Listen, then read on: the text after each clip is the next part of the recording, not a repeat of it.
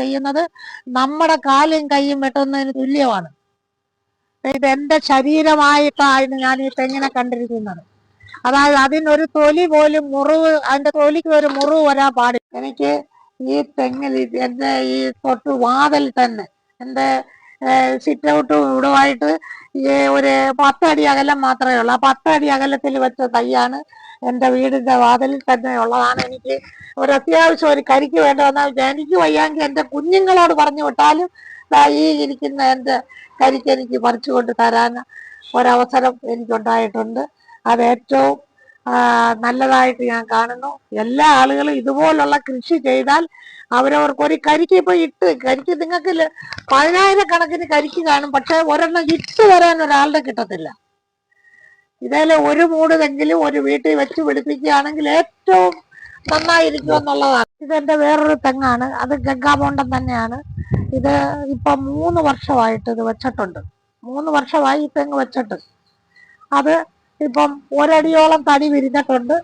അതിന്റെ പ്രത്യേകത എന്ന് പറയുന്നത്, ഞാൻ ഇതിന്റെ ചെവിടുകളൊന്നും തുരക്കാറില്ല. ഞാൻ ആ ഇത് തെങ്ങ് നടുമ്പോൾ തന്നെ അതിന്റെ തടത്തിന് ഒരു 2 അടി ചുറ്റളവിൽ ഞാൻ ഈ തൊണ്ട് അടുക്കും. അതിന്റെ ഇപ്പൊ കാണിക്കാൻ പറ്റും. ഇതാണ്, ഇങ്ങനെയാണ് എന്റെ തൊണ്ടടിച്ചേക്കുന്നത്. കണ്ട ഇത് തൊണ്ടടുക്കി കഴിഞ്ഞാൽ പിന്നെ ഇതിന് യാതൊരു പ്രശ്നവും ഇല്ല. പിന്നെ ഇതിന് അതിന്റെ വേരിനൊന്നും യാതൊരു കേടുവരുത്തില്ല. നല്ല രീതിയിൽ ഇത് വളർന്നുകൊണ്ടിരിക്കും. ഇതാണ് ഇങ്ങനെ 2 അട്ടിയിലാണ് തൊണ്ട്. കണ്ട, ഈ 2 അട്ടി തൊണ്ടടുക്കിയാണ് ഞാൻ തെങ്ങ് വളർത്തിക്കൊണ്ടുവരുന്നത്.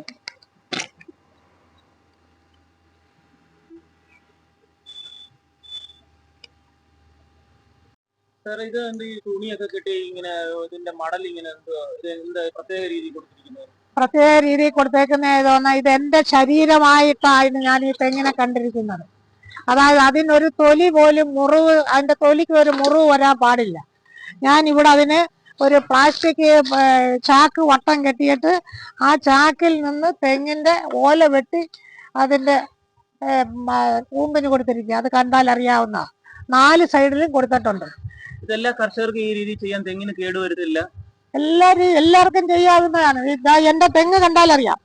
ഒരു പിടി വണ്ണമേ ഉള്ളു എന്റെ തെങ്ങിന്. കണ്ടോ, ഈ തെങ്ങിന്റെ വണ്ണം നിങ്ങൾ മനസ്സിലാക്കണം. ഈ ഇങ്ങനെ പിടിക്കുന്ന വണ്ണമേ ഉള്ളു എന്റെ തെങ്ങിന്. അപ്പം ഇതേതാണ്ട് 25-26 വർഷം പഴക്കമുള്ള തെങ്ങാണ്. ഇപ്പോഴും എനിക്ക് കൈയെത്തിയാൽ തേങ്ങ മുട്ടും. ആ പരുവാണ് തെങ്ങിന്റെ വളർച്ച പോലും. ഈ തെങ്ങിന് ഞാൻ ഇതിന്റെ നട്ടനൊക്കെ ഇതുവരെ ഇതിന്റെ ചെവിട് തെളിച്ചിട്ടില്ല.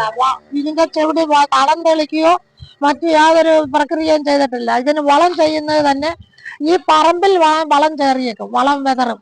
ആ പറമ്പിൽ അതിന്റെ മേമണ്ണിൽ തന്നെ ഇതിന്റെ പൊറ്റ വന്നിട്ട് അതിനാവശ്യമുള്ള വളം പിടിച്ചെടുത്തോളൂ. തടവെടുത്തിട്ടില്ല.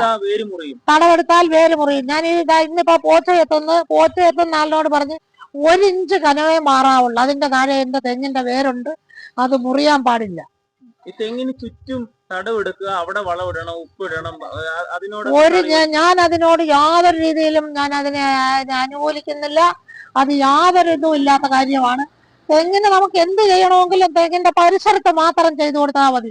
തെങ്ങിന്റെ തടം തുരക്കുകയോ തെങ്ങിന്റെ പൊറ്റ വെട്ടി കളയുകയോ ചെയ്യുന്നത് നമ്മുടെ കാലും കൈയും വെട്ടുന്നതിന് തുല്യമാണ്. തെങ്ങിന്റെ പൊറ്റയെന്ന് പറയുന്നതാണ് അതിന്റെ ജീവൻ. ആ ജീവനെ മുറിച്ച് നമ്മുടെ വിരല് മുറിച്ച് മാറ്റുന്നത് പോലെയാണ് തെങ്ങിന്റെ വേര് മുറിച്ച് മാറ്റുന്നത്.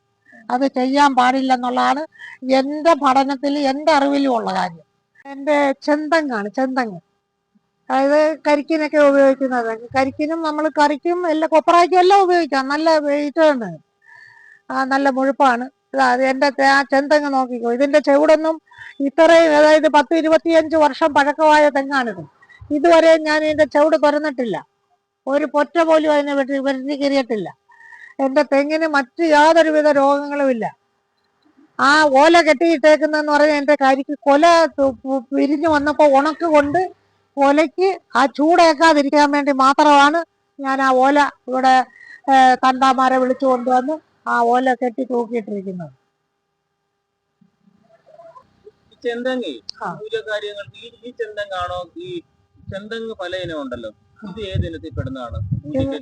ഇല്ല, ഇത് പൂജയ്ക്കും എടുക്കും. പൂജയ്ക്ക് എടുക്കുന്ന ഗൗളി ശാസ്ത്രം എന്ന് പറയുന്ന ഒരു തേങ്ങയാണ്.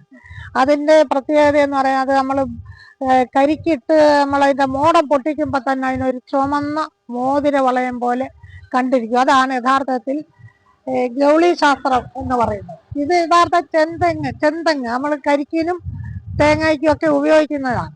ഇത് വലിയ അത്യുൽപാദന ശേഷിയുള്ളതാണ്.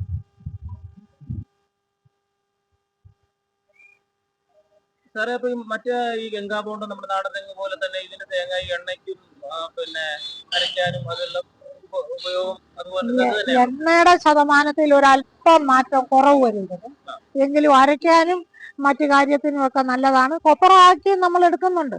എണ്ണയ്ക്ക് മറ്റേ നമ്മുടെ നാടൻ തെങ്ങിന്റെ അത്രയുള്ള എണ്ണ ശതമാനം കിട്ടത്തുള്ളൂ.